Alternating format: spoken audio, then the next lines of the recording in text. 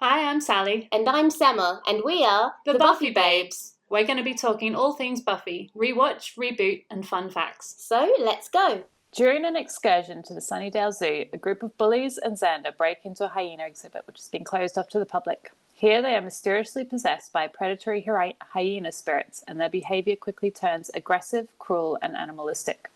Xander torments Willow and later tries to sexually assault Buffy, leading her to lock him up in a cell in the library. Whilst locked up, the remainder of the pack attack and eat Principal Flutie, prompting Buffy and Giles to seek help from the zookeeper, who, unbeknownst to them, has been trying to harness the hyena spirits for his own power. Buffy and Giles manage to reverse the possession, and the teens return to normal. And that was the pack. The pack, yeah, it literally sounds like a horror movie when you read it out like that, doesn't I it? know. When it's all laid out in front of you, you kind of realize, Yeah. oh, yikes. It's got sexual assault, it's got people eating other people. Cannibals, yeah, like there's a lot going on in this episode. Yeah, but actually, like, when you do watch it, because it doesn't show you a lot, like, it doesn't show Principal Flutie being eaten, and it doesn't show the pig being eaten and that kind of stuff. Yeah. It's just all, like, told that's what's happened. So Yeah.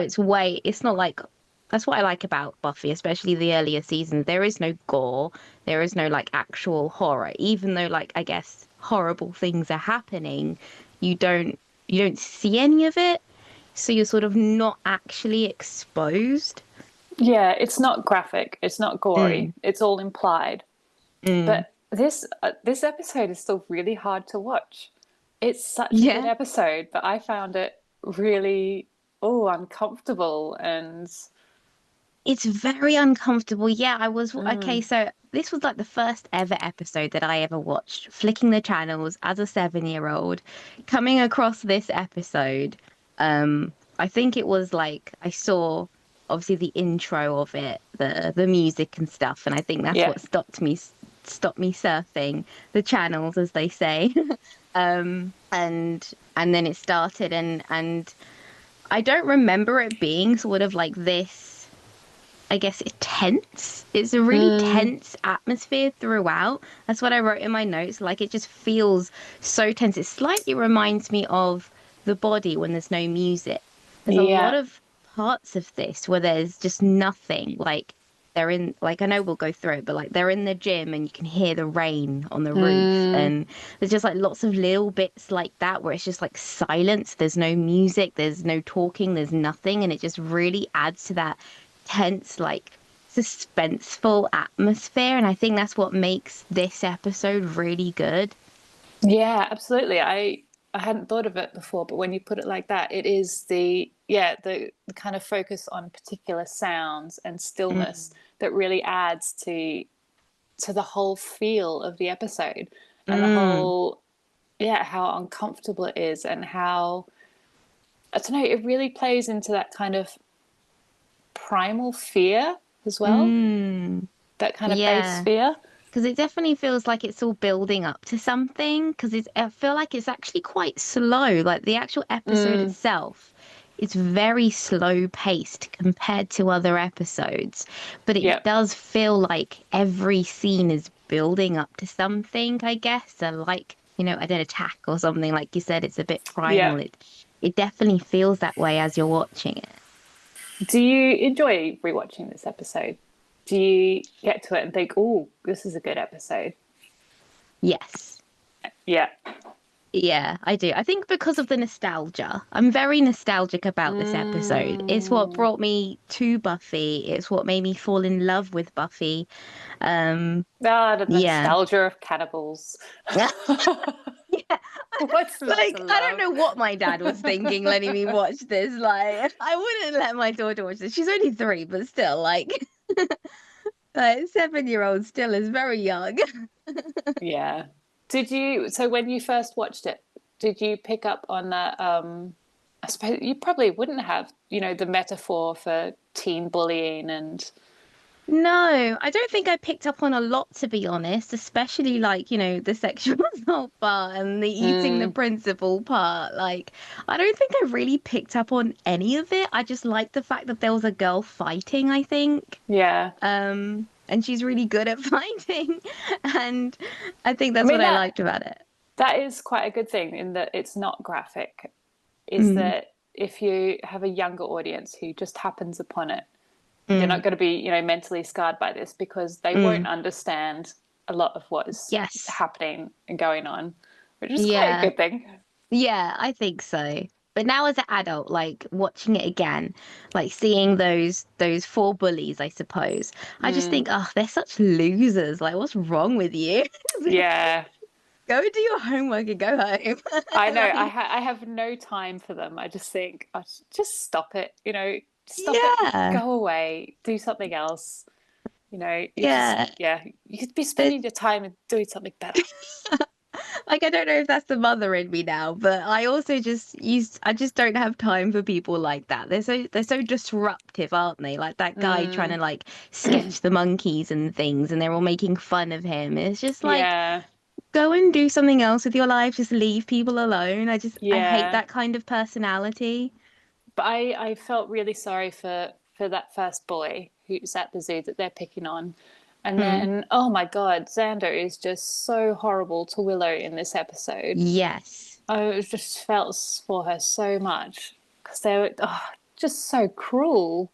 So cruel. Yeah, it's because he knows how to be cruel. He knows how to push her buttons because he knows her. But weirdly, like I wrote down actually, and then I scribbled it out later. I said this is probably the only episode where Xander is slightly attractive, and I only thought that because at that first instance when he's possessed with the hyena and he turns around and does that smirk. That was the only attractive moment. And then he starts speaking and then it's just not attractive anymore. Yeah. You know what I mean? Yeah. I think I know exactly what you mean when you talk about that smirk. And I think initially it's like because he's confident in himself and that's what's attractive. Yeah. And then he comes out with all this horrible word vomit that you want to punch him in the face for. Yeah. So he's even worse in this episode than he is normally, really, like in terms of likeness. Yeah, I mean, Xander, all throughout this episode, does not come off in a good light whatsoever. No, like he's just, if you didn't like him before, if you slightly liked him, this episode does make you just not like him at all, just because I don't also like the fact that at the end, he pretends he doesn't remember, right? Yep. So that means he doesn't apologize for anything that he did, which is such a Xander thing, isn't it? To just pretend. Yeah, such a cop-out. He was so rude to Willow. He literally tried to rape Buffy, and he didn't apologize for any of it. Yeah, that is what makes me so angry about this episode. Is that instead of, facing up to what he did and apologizing, he just pretends it didn't happen. Yeah. Pretends he can't remember. Yeah. And it makes me wonder how much of Xander's kind of hidden desires or personality is just coming out through the hyena, or is it a total takeover? Because I mean, obviously the four bullies beforehand were bullies. Yeah. Like, they were not nice people, right? No. But up until this point, we're supposed to have seen Xander as a nice person, and he's absolutely not in this. So how much of Xander's behavior is him and how much is the hyena? What do you reckon? Because I feel like all that goofy jokiness is a cover-up. It's a sort of mask, isn't it? To make people like him, to join in, to I guess to sort of be a part of a group, to have friends. But actually he's he is very jealous. It comes out quite a lot, doesn't it? He gets very jealous. Definitely. He gets very petty. He can be very rude. And I think that's him, really. Yeah.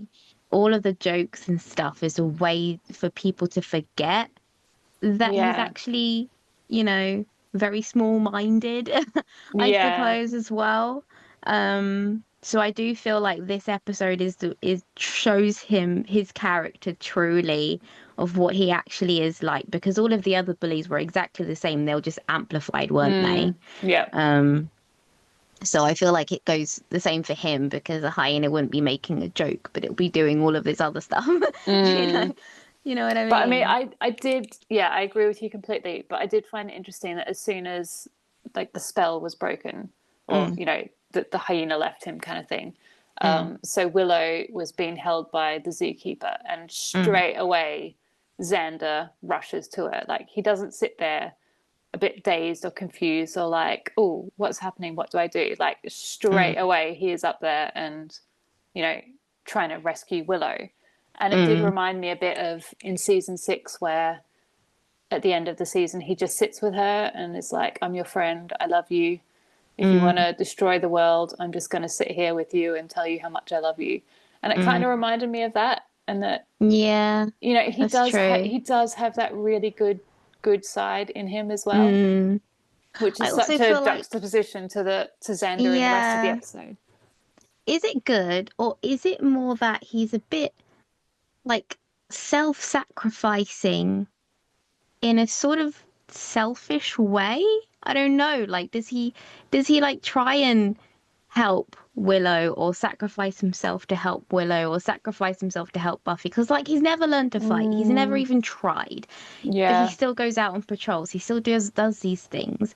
And it's sort of like, is he purposefully not, you know, Yeah. trying to gain skills, or purposefully going in the dangerous, you know, situations because he's trying to like show that he's a hero without actually, like, with not the intention of being a hero. Do you know what I mean? Yeah. I think definitely throughout the series there is that aspect, and it's almost like a almost showing off, isn't it? Like, oh, Mm, look at me, I have no skills, but I'm still gonna do it anyway to try mm, and, I don't know, maybe initially impress Buffy mm. in his Yeah. actions. That's like the whole episode of the Zeppo, the other Yeah, Xander episode, Zeppo. That was all about that, really. How he yeah, literally brings nothing to the table, yeah. but is still like the self-sacrificing one. Because again, with the bomb, he's like, "Oh, that's okay. I don't mind. You know, you Mm. blow us all up if you want." Again, he was doing the self-sacrificing thing, but I don't think he does it in a hero-esque way. But is that just because that's not who he is? You know, that's the only Mm, way he can do it. I guess so. Yeah. But I feel like it always has the same intention behind it. It's not like actual like what Buffy does when she sacrifices herself for Dawn and stuff. Mm. It's a different self-sacrifice, I suppose. Yeah. It's a different way of doing that. Like the intention behind it is different. I Like she think would probably literally, yeah. how you view Xander probably skews how you view his actions and his motives Mm, behind yeah. it, doesn't it? Because Yeah, I guess so. I don't think it's particularly obvious one way or the other. And No. if you were anti Xander, or, you know, had a low opinion of him, you might be inclined to say that, you know, See, I never used to be anti-Xander. That's no, the nor did funny I. thing. Yeah, it's just as I grew up, I became more anti-Xander because I just feel like he's more sleazy. He's so Yeah. sleazy and slimy, and I just don't like it. I don't like it at all. I think that kind of character also was quite prevalent in like the 90s and early Mm, 2000s TV definitely. and film, and Yeah. it's not anymore. And I think your Mm, tolerance for seeing that on your screens is just diminished, hasn't it? mm, Nobody wants to see that. Nobody has the patience for it. yeah. It's not Because cute. It's not funny. It's yeah. problematic, isn't it? Yeah, because he's trying to be the friend, the good guy Yeah, who's not actually good. yeah. Ugh, any guy who calls himself a good guy is not a good guy. Yeah, yeah. He's definitely that kind of character, isn't he? Yeah. Oh, I was gonna say I love the puppet of the hyena. Oh yeah.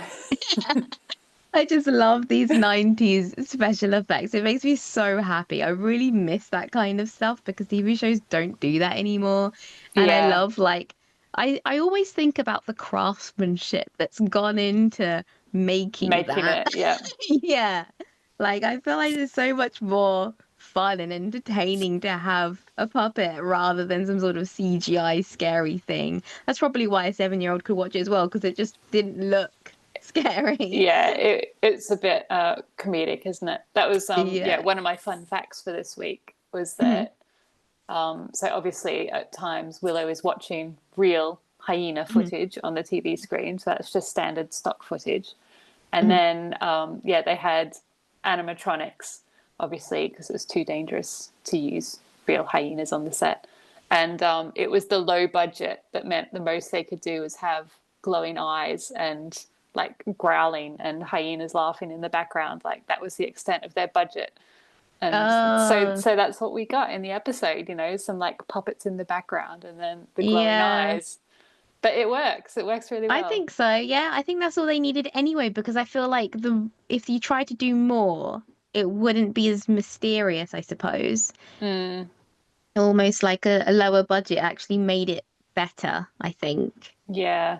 I mean, if you think about a lot of the kind of cult favorite movies and stuff, a lot of them have low budget and really poor kind of, you know, set props and designs and things. And that adds to it in its own way. Yeah, I think it adds to the character and it's sort of like, I don't know, it makes it, because it's real and because it's not trying to force something, it's just trying to give you hints of something of what they can do. It sort of allows you then to like keep imagining, I guess, what else. Think, your imagination, I think, is probably more than what you could ever see on screen. You know, it's almost worse because you're left to wonder what it looks like or what's happening, and that can be worse than actually having something in front of you, can't it? Yeah, definitely. I was also going to say that I loved her hair in this episode. I really, really love her hair, especially in the bronze. Like, just the way it's like falling and water falling on itself, the layers is just, it's very beautiful. It's like, I really want that haircut now. One scene I really thought was good for this episode was the dodgeball scene. So I thought it really like perfectly epitomizes everything that this episode was about. So we see the pack ganging up on the weakest person rather than going for Buffy. So it's the pack and that guy left on their team versus Buffy. And they kind of look at her and realize she's quite strong. We're not going to take her on. So they turn on themselves and then attack this other guy. And I just thought that was just so great for this episode with the pack mentality and everything that it represents. I thought it was such a great scene. Yeah, I thought so too. I thought it was really dramatic, and I loved the sort of coach's comment at the end lightened the mood, didn't it? Yeah. Because it's so like down and intense and like, oh my God, what have they done? Poor Willow. Like, and he's just like, oh, I love this game. It's just so hilarious. I loved Giles' quote as well, where Buffy's saying that she's worried about Xander, and Giles goes, oh, it's devastating. He's turned into a 16-year-old boy. Of course you'll have to kill him. Yes, I wrote that down as well. Yeah, I wrote that one down as well. That was really funny because he's just being so sarcastic about it. But she immediately figures it out though. It's like, really quick on this one, isn't she? She's very quick. That's what I feel like. There's sort of like she's always put herself down as like the dumb one, like not knowing about research, and she can't do any of that. It's always that's Giles not my and Willow role who do that. Exactly, but actually she's very intelligent, and I like how it comes out like in little bursts sometimes through the seasons of like actually she can almost be just as good as Willow, like if she actually applied herself, like when they got their results before going to university, and Willow was like so surprised that she was like, oh my gosh, you've done almost better than me. And like I like how everyone is surprised actually how intelligent she is, because she just doesn't have the time. She doesn't have the time to do all the school work and the learning, and so she does just stick to what she does best, which is the fighting and the slaying. But it's unexpected for the viewers as well, I think, because we don't see her studying, we don't see her putting the time and effort in it. You're right, it does just kind of come out in these bursts, and we're like, oh, she's quite clever. Like, oh, she's smart. She knows what she's doing. Yeah, it's cool. Yeah. I was also going to say that I think this is the first episode where she's training in the library, and this becomes quite a consistent thing, isn't it? Yeah, and I love the series. Yeah, I love her training in the library. I love these scenes. But I also thought, how weird is it that she's training against Giles, who's an older man, Mm, like, and she's kicking him and punching him, and it's just like, does that even help her? Like, yeah. is that training or helping her at all? Like, he can barely like hold her punches and stuff because she's literally a supernatural strength. And why is that helpful at all for a training of a Slayer? But do you know what? I think her strengths, I mean, obviously she gets stronger as the series goes on, but I think especially in season one, she's strong. She's definitely Mm, strong for a girl, but it's not outrageously strong. mm, Like just a simple, like fighting one vampire, for example. In later mm, seasons, she just kind of stakes them and that's it. But mm, in season one, and yeah, just earlier seasons, like it's a lot more mm, effort. It's a bigger fight, you know. So mm. like I think at this stage, her fighting Giles in the library or training with Giles in the library kind of fits in with where she's at, Mm. you Like she know? almost doesn't know her strength or know what she's capable of yet. Yeah, yeah, yeah, yeah. Yeah.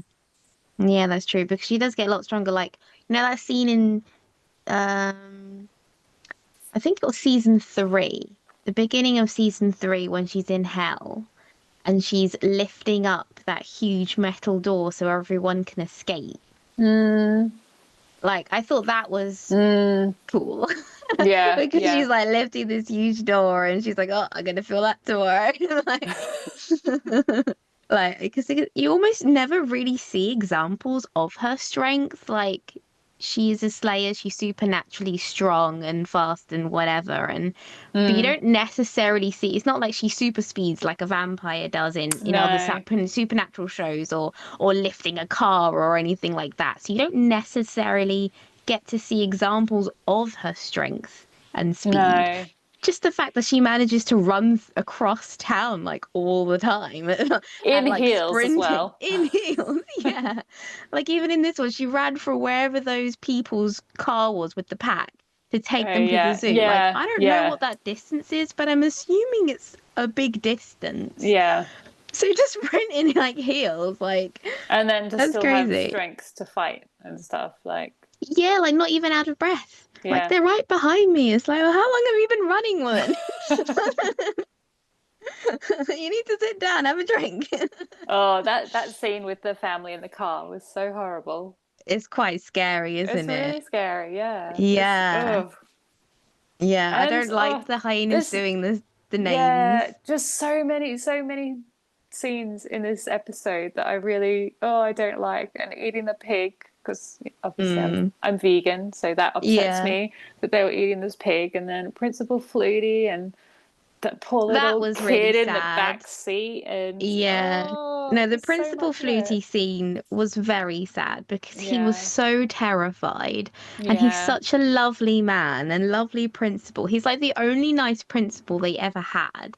Mm. And yeah, it was very sad that scene. Watching it back is like, oh my gosh, like how was I not traumatized by this thing? I think I was actually traumatized by this episode because I remember actually having nightmares about someone calling my name.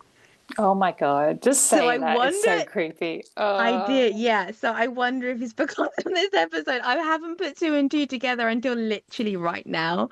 But I used to have nightmares of someone calling my name. And I remember Oh, being you're gonna have that young. nightmare tonight, you know. I know, I know. Oh God. But yeah, I think that freaks me out the most of the whole calling your name thing is really freaky. It's horrible. So I like how it's freaky in like very subtle ways. Like it doesn't Mm, have to be it's psychologically freaky, isn't it? yeah. So yeah, there's that base kind of primal fear of Mm, being hunted or just having danger around you, and mm, also that taking you back to high school and having bullies around you and seeing that happen in your oh, own it's world. horrible. Yeah, yeah. It's horrible. I don't want to live that. I don't want to relive that. I never want to go back. I never want to be in school. I never want to watch schools. Yeah, agreed, agreed. Yeah, been there, done that. Poor Buffy as well. It's like it's really interesting seeing what she's sort of being bullied for as well, because Mm, you'd think for a beautiful young girl who's very, you know, who can fight and protect people and all that kind of stuff wouldn't be bullied. Yeah. But they're like calling her a loner, and they're like, oh, careful, she'll beat you up. And like, they really play on that stuff. And I don't like that because she's supposed to be like the strong one that's like, I know. Yeah. But it's also, it's weird, isn't it? That she does get these kind of comments all throughout school. And then at the end of high school, they're like, oh, by the way, thanks, Buffy, for saving us every day since you've been living in Sunnydale. Sorry about all the bullying. But, you know, they never actually say that. But yeah, complete 180. Yeah, literally. I cried though. I did cry when they gave her the umbrella. I cried so much. I loved that. Do you think part of it is that it's because she's friends with Xander and Willow that she gets it? Or gets the umbrella? No. Gets, you know, bullied a bit. Or do you think no matter who she was friends with, just because she's a Slayer, there was bound to be comments? I think it's no matter because I'm sure she has like absences and I don't know, turning up looking tired, or I don't know what it is, but she also hangs out in the library a lot, so I feel like anyone who hung out in the library got bullied like I did. I literally lived in the library at school. Yeah, did I? Eat my lunch in there. So I feel like that was just generally a thing. If you hung out in the library, you were just like a nerd and not popular or whatever. So I don't think it was necessarily just because of Willow and Xander. But I think that also what made her quite relatable to people like us. Because if she was just like the popular cheerleader like Cordelia, it would have been very hard. Like, obviously she'd still be likable, but not as relatable, I think. Yeah, definitely. It does make her more, I don't know, human, I suppose. Yeah. Like not she doesn't have everything stuffed. Yeah, she's got flaws, exactly. She's got issues, she's got problems.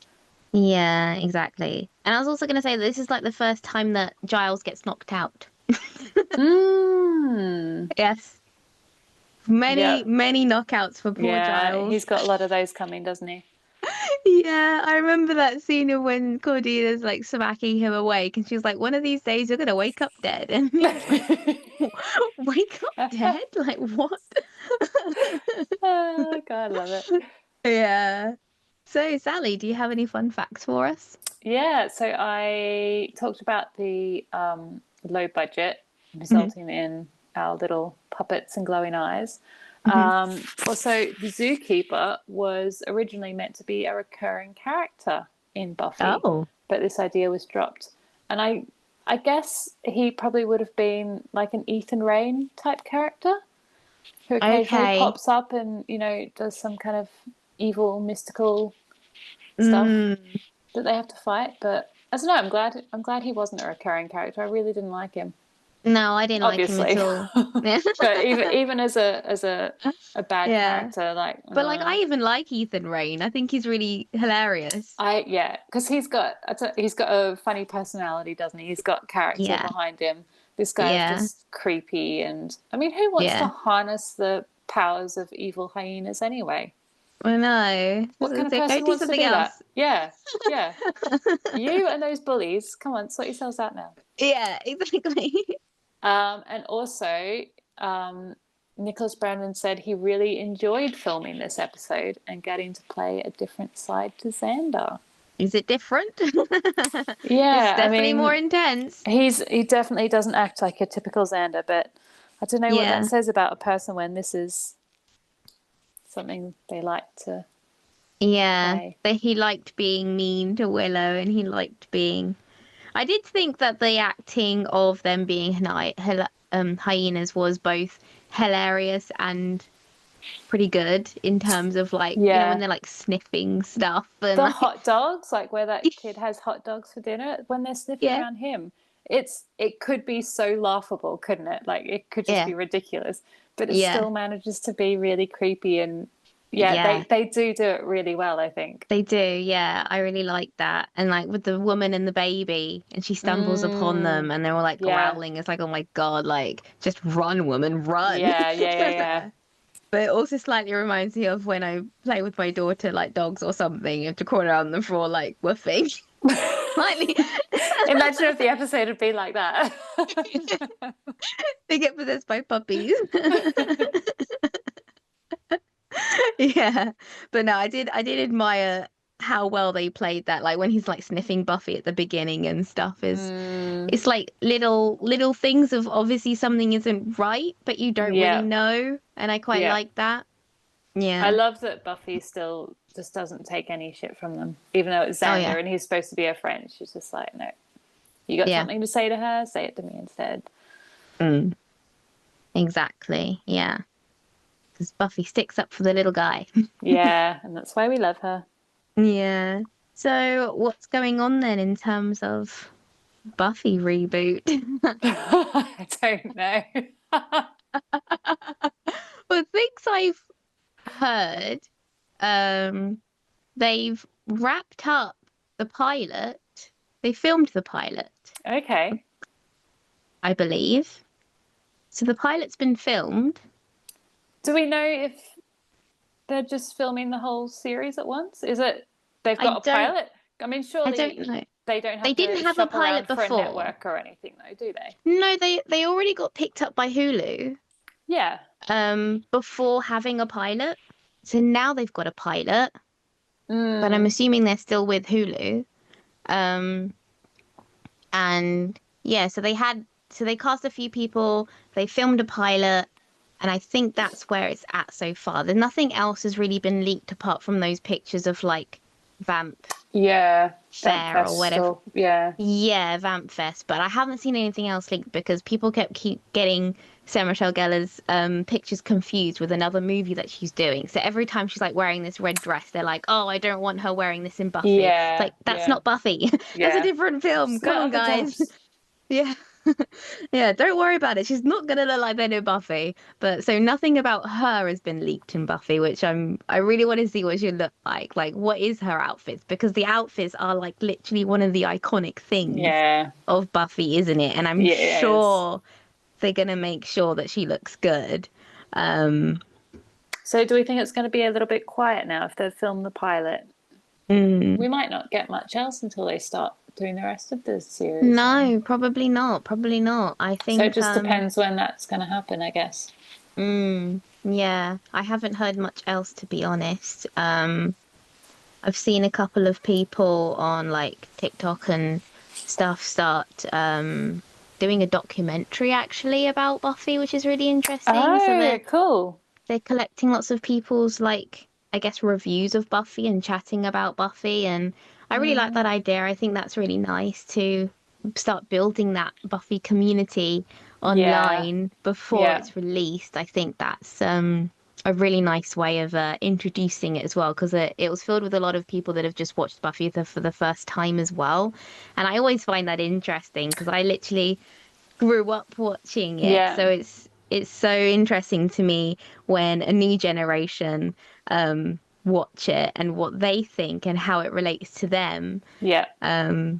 Yeah, so that's I'd cool love to be able to always watch see. it for the first time again. Yeah. To Me too. experience it Sometimes all I do over. feel like I am because I feel like I remember my mum saying to me once, she's like, "Aren't you bored of watching that? Haven't you seen it like 100 times and you know what's going to happen?" And I was like, "Well, no, not really. I just forget. I mean, Forget, Buffy, and I just watch it again." yeah, I've got a few comfort shows that I like to watch over and over and over again. And no matter Yeah. how many times I watch them, there's still other bits that pop out that I haven't noticed before, or lines that I've never noticed before, or I Yeah. don't know, there's always something that you can pick out. No matter how many times you've seen it, there'll always be something new that you haven't noticed, I think. Yeah. Definitely. It's definitely in Buffy because I haven't actually rewatched Buffy since becoming a mum, and I feel like that's definitely changed my brain chemistry, in terms of like how I think and feel now about stuff. So, Did I tell you I had Buffy on when I went into labor with my first? oh my gosh, really? Yeah, I had Once More with Feeling on. Did you? I had that playing Or just while I the was in episode or labour. the soundtrack? The episode, yeah. Oh, did you? Did it help? Um, maybe. Because the I thinking got a was, feeling. I like that episode. It's Yeah. one of my favorites, and she's such a badass. I was like, Mm. Buffy can do this. I can have a baby. Let's go. Yes. Yeah, that's really good. I like that. What's your favorite song in it? Oh God, that is so tough. Mm. Do you know what? I really like the mashup of Giles and Tara. Uh-huh. Yeah, that's a good one. Oh, I don't know. They're all good. There's not Yeah. one single song I skip. No, I don't skip them all. I there's some that I dislike more than like I don't like as much. My Which favorite one ones? has got to be I find the one with Anya and Xander quite hard because I feel like she's just so like ready and to like be his wife and be someone, and I just don't really like that angle. I feel like she's worth more than that, and I just feel so sorry for her, thinking that being his wife is the best she can be, and then he leaves her. Like, so I think that song just makes me sad. Yeah, but I mean, in the Um, song, they're both saying they're worried, and yeah. Well, they should be. yeah, Yeah, yeah, not gonna end up. yeah, What exactly. are your faves then? My favorite one is the Life's a Show one that Buffy sings when she's wearing the red top and does the Yep, dance. yep, That's my favorite one. And then my second favorite one is the very first song in the beginning yeah, when she yeah, wakes up, and I yeah. love that. And then probably my third favorite one is Spike's song, Let Me Rest in Peace. Actually, maybe that's one of my least favorites. Oh, really? Yeah. Oh, I quite like it because it's so like he wants her but he doesn't, and it's just so hilariously like mixed signals. Oh, That's Spike, what love him. Yeah. All right. Well, our next episode is. Angel. Is it? Oh, yeah, Yeah. because in this episode, she talked about Angel because we haven't seen him in a while. And I love it when Willow's like, oh, but he's nice to look at or something. And Buffy's like, yeah, he might be nice to look at if you have eyes. I like. I liked in this episode. She calls him a honey. I thought that's just so adorably 90s. He's a honey. Yeah. But yeah, it builds up Yeah. the kind of next episode in this a bit, doesn't it? Where Buffy and Willow are talking about how much Willow likes Xander and Buffy likes Angel. But she Ready for the doesn't know next that he's a episode. vampire yet. Da, da, da. Yeah. No, this is a good episode. I like this episode. Well, we'll see you next time. Bye. What did you think of this episode? Let us know in the comments below. Remember to like and subscribe, and we'll see you again next week. We're not just saying, we're slaying. We are the Buffy Babes.